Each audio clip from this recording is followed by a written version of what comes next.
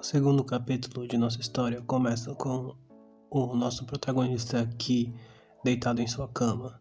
Ele estava dormindo profundamente quando é acordado com Pax em sua janela. Desorientado ainda, ele acorda e vai atender ao chamado.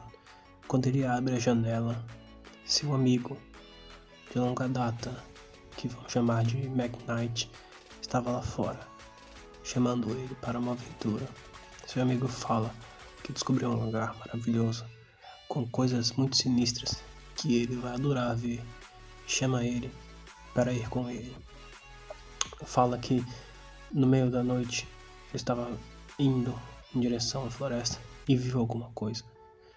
Ambos começam a andar no meio da floresta e adentrar no meio da mata. O seu amigo fala que é algo totalmente alucinante, algo que ele não vai acreditar, e meio cético, que retruca com ele, falando que ele sempre fala essas coisas e nunca é nada demais. Mas agora o seu amigo McKnight discorda e fala que é algo incrível, que muito em breve ele vai ver. Depois de um tempo andando no meio da floresta, eles chegam a uma casa abandonada e seu amigo McKnight mostra a casa ao seu amigo Ki e fala que finalmente eles chegaram no destino. Ki, meio desconfiado, fala que não gosta nada da ideia de entrar naquela casa. E o seu amigo McKnight fala que ele é um covarde, que ele vai se maravilhar com o que está lá dentro e vai ver o quão sinistro é. Então ambos entram dentro da casa. McKnight guiando seu amigo Ki para dentro daquela casa misteriosa para ver o que dentro dela tinha. Quando ambos entram dentro da casa, eles veem um círculo com velas, um pentagrama com um símbolo no meio e 5 velas ao redor, no meio daquela casa abandonada.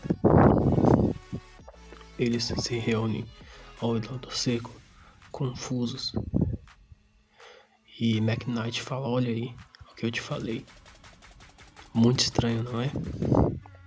Que, afanando a sua cabeça, fica confuso porque nunca tinha visto nada assim.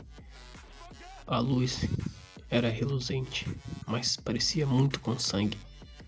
Naquele momento que ouve passos lá de fora da casa, ele entende que tem pessoas vindo e rapidamente Ki e seu amigo McKnight correm para se esconder em algum cômodo vazio daquela casa abandonada, enquanto pessoas com mantos pretos encapuzadas chegam ao local, já escondidos dentro dos cômodos vazios da casa.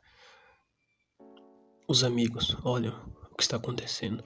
Aquelas pessoas ficam ao redor do círculo, cada um em uma vela. Eles estavam usando máscaras de porcos e ninguém sabia o que eles estavam fazendo ali. Ki ficou muito assustado e quando se virou para falar com seu amigo McKnight para eles fugirem dali, já viu que McKnight saiu correndo. Ele pulou a janela sem avisar Ki, e quando caiu do lado de fora da casa fez barulho. Nesse momento, os homens encapuzados com máscara de porcos ouviram esse barulho e se viraram. Sabiam que não estavam sozinhos mais naquela casa. Alguém tinha entrado em seu ciclo sagrado, que não conseguia correr a tempo para pular a janela. Então ele teve que pensar no que ia fazer enquanto aqueles homens encapuzados estavam indo ouvir aquele barulho, checar o barulho, que não tinha muito o que fazer. Então ele saiu no soco com aqueles homens encapuzados. Ele acertou um daqueles homens encapuzados no rosto, e o que fez ele se desequilibrar e cair dentro do círculo do pentagrama brilhante. O homem cai de costas dentro do pentagrama e não consegue mais se levantar. Ki se prepara para lutar com o restante daqueles homens que ficaram. Eles cercaram Ki, estavam prontos para derrubá-lo, mas antes disso acontecer, todos ouvem um gemido e viram para ver o pentagrama. Aquele homem que tinha caído no pentagrama começa a cuspir sangue pelos orifícios da sua máscara. Algo estava acontecendo com ele. Ele se contorceu. Ele não conseguia controlar seus movimentos. Ele nem conseguia falar. Estava gemendo. Provavelmente sentia muita dor.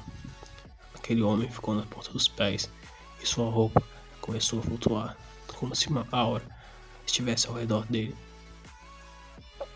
Os vidros protetores auriculares quebraram.